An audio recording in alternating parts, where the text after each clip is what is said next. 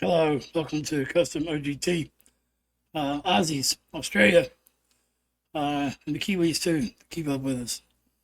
This is kind of a special reaction for all of our Aussie members. Michael, Dave, Debbie, Audiva, and just all you guys that we know out there. This is a song Dave wanted me to do for mental health and particularly addiction. And I got a little something. I think this voice sounds better than me or Greg's. Greg, what's a little bit about the band? This is a group called the Models.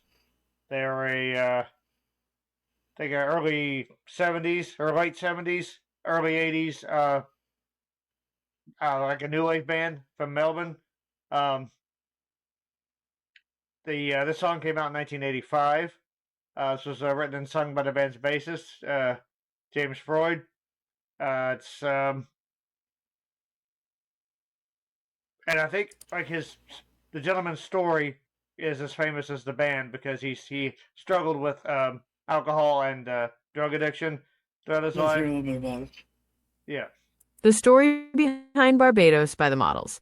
Today we're looking at a classic Australian song with an incredibly deep story. The track is Barbados by the band The Models. The Models were a major Australian new wave band that formed in Melbourne back in 1978. They had a few lineup changes, but for this song, the key members were Sean Kelly and James Freud. Barbados, which came out in 1985, was written and sung by the band's bassist, James Freud.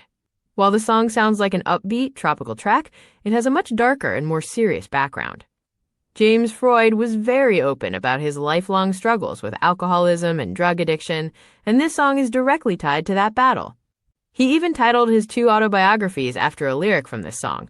The first was called I Am the Voice Left from Drinking, 2002, and the second was I Am the Voice Left from Rehab, 2007. The story has a tragic ending. In 2010, just a week after the Models were inducted into the Australian ARIA Hall of Fame, James Freud took his own life. So as we listen to this song, we're hearing a man's public confession about his demons, written during the height of his struggles. Yeah, so Dave told me a little bit about it. And, well, I talked to the AI about that, the particulars of the song. And I referenced to the AI that it seemed to me to be a lot like maybe Wayne Staley singing Nutshell at the MTV Unplugged, because he was pretty much singing his own eulogy. And as far-fetched as I thought that may be, the AI agreed that no, I know a lot of you may not know that story, but it's that story is very touching to me and means a lot to me. So this should mean a lot too. Greg, you want to read the lyrics there real quick?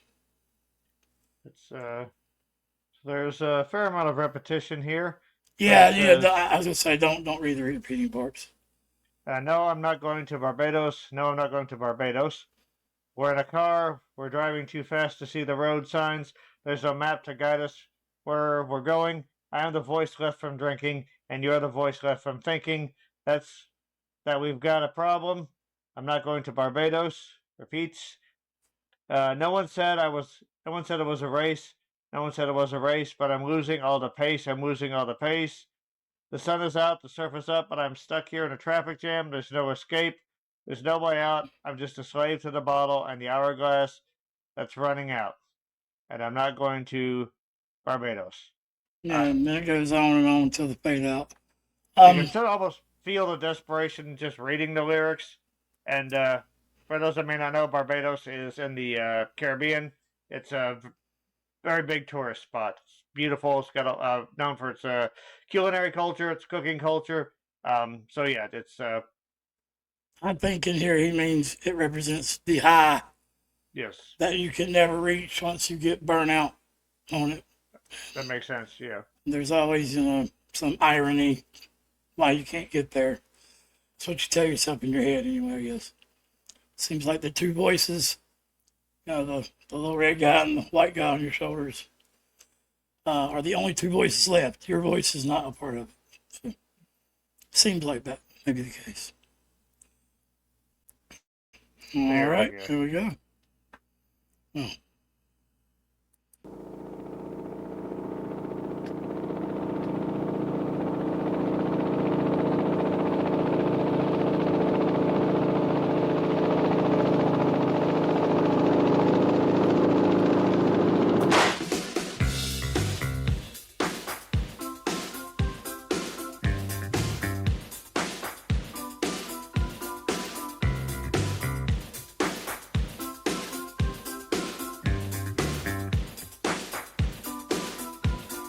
All I see is washed away. I am the voice left from drinking.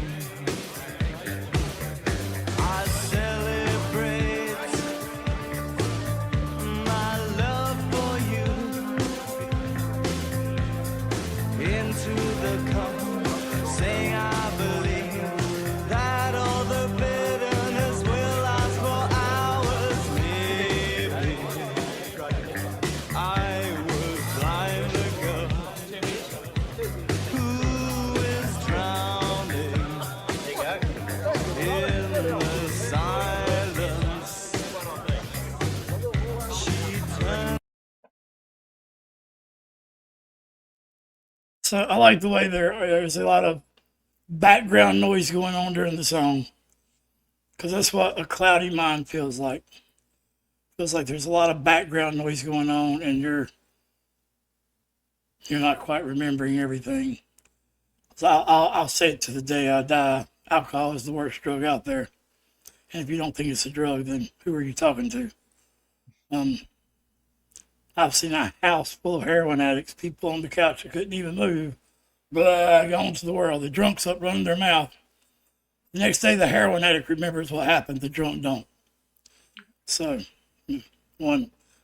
6 of one, half a dozen of the other, I guess. Drinking takes the person that you are away from you. Getting high just numbs that. Doesn't take it away from you. There's a reason why it's legal. I mean, it ain't good. So musically, like the '80s is strong with this one. It's It's great. It like That when I bass first line. heard, I was like, it definitely sounds like 1985. Yeah, the bass. I love the bass line. It's so fun, Clean. peppy. Yeah, just I love the spaces in it. I like the dude's voice. Like they sound very much like your bands from this time: Depeche Mode, Duran Duran. Yeah. Yeah. Yeah, there you go. But yeah, I like how clean his voice is. And it's an interesting juxtaposition to have this kind of message set to this kind of music, but that also is kind of like the illusion of the rock star lifestyles that do you think these guys are on top of the world, and you see them on TV or whatever, going all over the world, meeting beautiful women and whatnot, but the bottom line is a lot of times they're struggling, when they're not on stage. There are a lot of very dark songs that are saying peppy. In fact, I like to change them all back to the. I've redone Last Kiss. Last Kiss by ain't Pearl Jam, but the Where Can My Baby Be? The Lord Took Her Away From Me. Born in the USA is not a positive song at all. Oh It's my very God, peppy, it's but that not. song is not positive. Yeah. It's a total diss on America and the Vietnam War, Yeah. which I'm not saying I disagree with it. And the song is Bad Moon Rising by CCR. Upbeat Very song, peppy. very, very, very dark lyrics. Yeah. So Upbeat song, apocalyptic lyrics.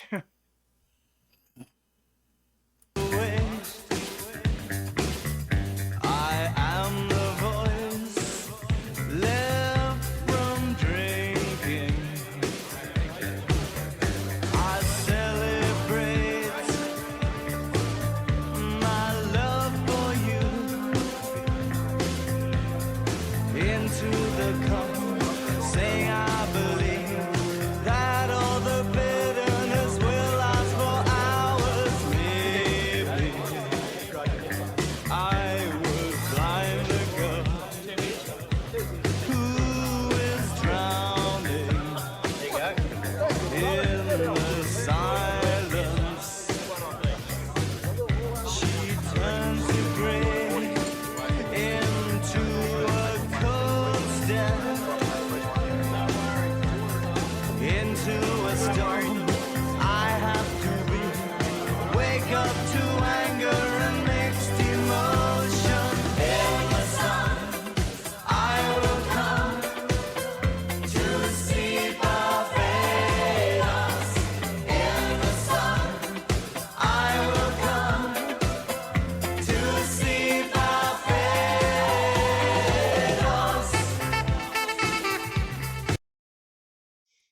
All right, before we get into the saxophone here, also, if you notice, as soon as the music picked up bright and happy, which it does, the background singing is great. The images get blurry. So you're having a great time, the music's loud, you can sing the music in your head with your eyes half open, but the shit that's going on in front of you is blurry.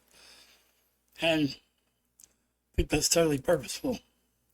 Right about here, when you finish playing pool, the shit gets blurry, while the happy imagery comes in. Yeah. Also, the happy music with dark context also falls into, you go out drinking or whatever, you're having a good time, but it's also being done to mask bad things that are going on, internally and externally. So while you're, flying high, those things are still manifesting inside you and in your life. So. Yeah, and you can see in a bar, if you've been to many bars, I've worked in bars, never really been a drinker myself. Working at a bar is a big reason why I'm not a drinker.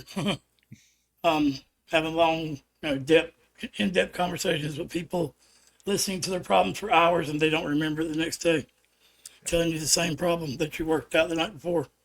Mm-hmm. I believe that. Kind of hurts, it really gets, and after doing this so many times, it gets sad. You're not mad anymore, it gets sad. But you could tell the people who are married to the bottle and the people who are two-timing with the bottle, I guess. Like, I know Jimmy Barnes had his problems where he was 7 days a week, I know, but there could have been a Jimmy Barnes in there that's sober 4 or 5 days a week and in there for the weekend raising hell, and then there's that guy there that's in there every single night. Yeah. There's a difference.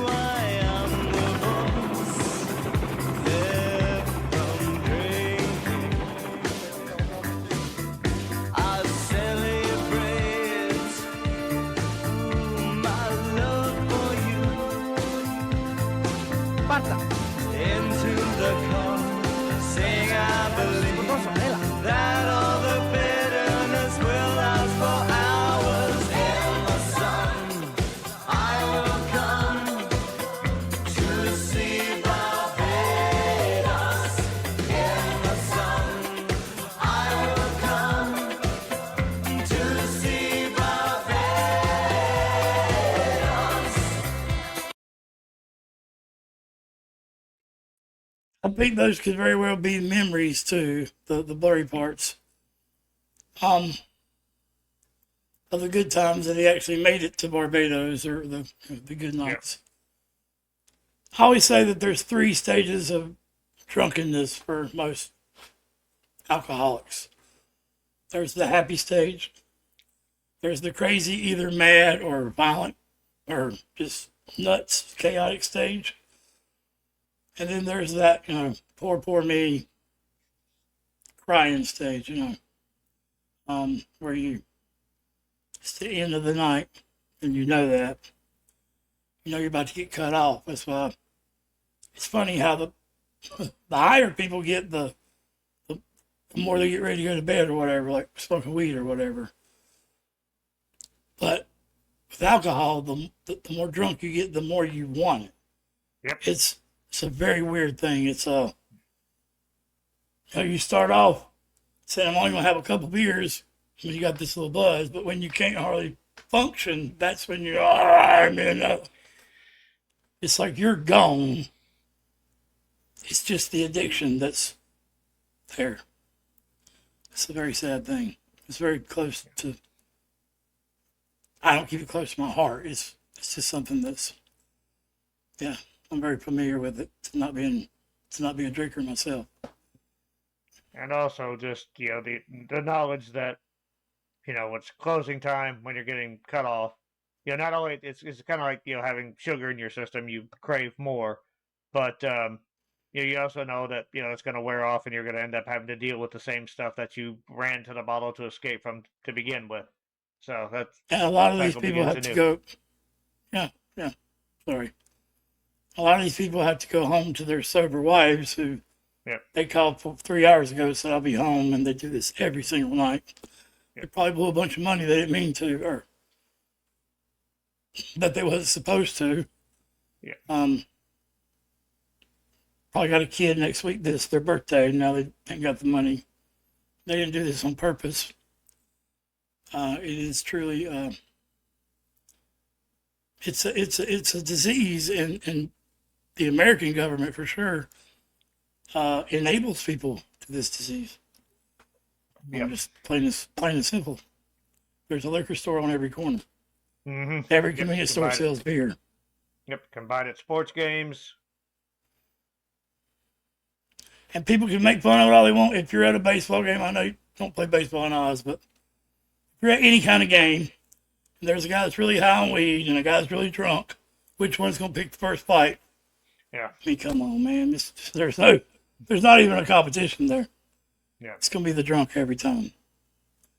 The high guy's going to be like, man, I'll fight you on so rough. Can't quit laughing, hell. He has his downfalls too. I'm just saying. I believe that all the bitterness will last for hours. In the sun, I will come to see Barbados. In the sun, I will come to see Barbados.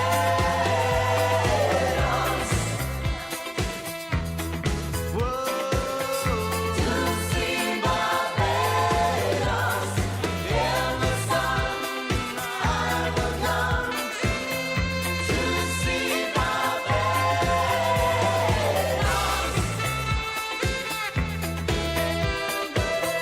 To see Barbados. In the sun, I will come to see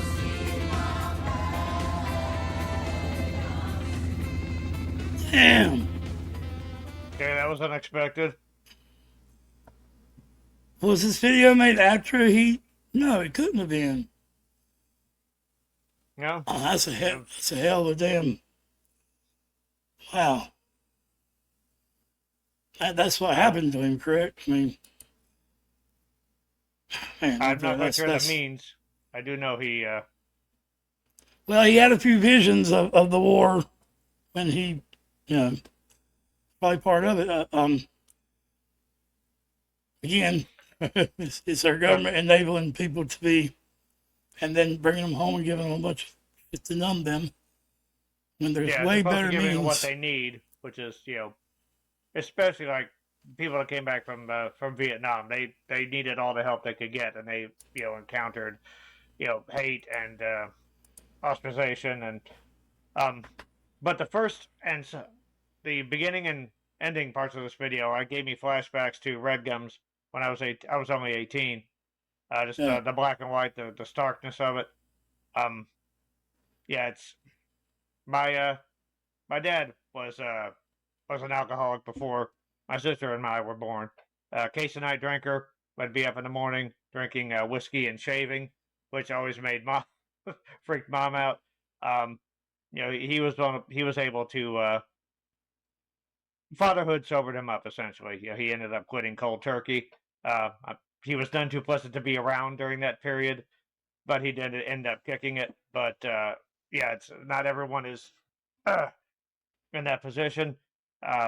Just everyone has the support system around them, and I also do know that during the winter months, which we're heading into now, things like depression and anxiety run higher. So, just I was lucky. Like, I never liked the taste of booze, so I never got into it. I had a couple friends who it seemed like their goal in life was to turn me into an alcoholic, but I just could never get into the taste, so I got lucky there. This is my only drug right now of choice, but I I have been in a few bars and have seen, not nearly to the extent that Danny has, but I've seen those same stories played out. I think that's one of the reasons why I never got into it. I said, okay, if I want something to take my troubles away, it's gonna have to be music. So I always say music is your best support group. It's a safe way to take your problems away, and it's an addiction that doesn't destroy you inside; it actually builds you. So, Or my honest opinion is reflect on your lows every night. yeah, agreed. That way it don't build up inside of you and come out in an unanticipated way. Yeah. If you that thing that you just can't mention, that's probably where you need to focus sometimes. Yeah, because the more you don't mention it, It's the more gonna it has a come chance to out. grow. It will grow roots, and it will eventually become stronger than whatever mechanism you're using to keep it down. So, I use an alcoholic drink as an example all the time. I say if you have a drink with liquor in it and you keep letting the liquor go to the bottom and pour chaser on top, eventually you're going to have no more room for chaser. You have a lot of liquor. And if you drink the whole drink, which if you could live your whole life, it's going to come out. And yeah. So yeah, mental health is real. Thank you, Dave. This is an important song. And it says it's Oz's most famous song, a good example of addiction. So maybe not, but the end results makes it more powerful, I guess. What actually happened. yeah. And the end of that video, I mean, that was fucking crazy. Especially once again at the end of such a peppy song. So it's like, okay, you see, like this person's got all this going for them, but in the end, just the what they're trying to escape from caught up, overwhelmed them. It's the opposite of that movie, The Fog, where they think they're going to die and they all off themselves in the car and the one person left and everything clears up. The mist. Yeah. Wow. Yeah. Yeah. I'm sorry. I done me in. I was like, movie. no, they didn't always do that. That ending is absolutely, except like one guy Anyway, survived though. One dude survived.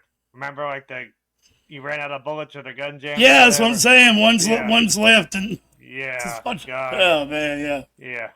All right, man. Love you guys. Thank you so much. Take care of yourself so you can take care of each other.